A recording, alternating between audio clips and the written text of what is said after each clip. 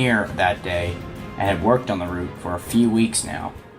It departed 30th Street Station at around 9:10 p.m., with its next stop, Trenton. However, further down the line, there was trouble. A SEPTA train was reporting a shattered windshield after some people threw some rocks at the lead car, blinding the engineer.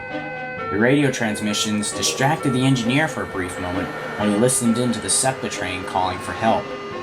This made him believe he was further down the track, past the curve, so he sped his train up to 106 miles an hour, instead of the 80-mile-per-hour approach speed.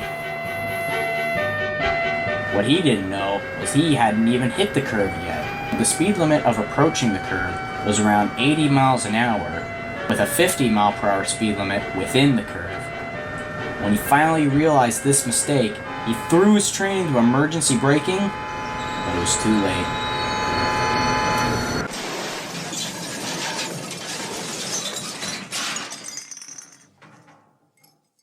Car standby, 24th, 2095, Wheat Chief Lane, getting up priority, one local people trapped, got a report of a train derailment, also a person screaming.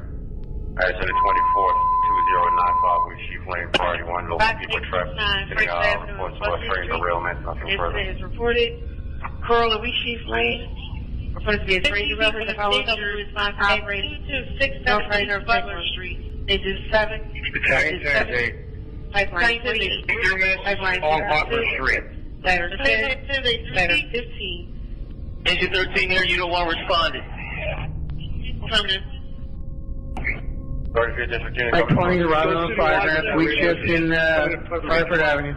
Trying to do that now. Affirmative, Unit 13.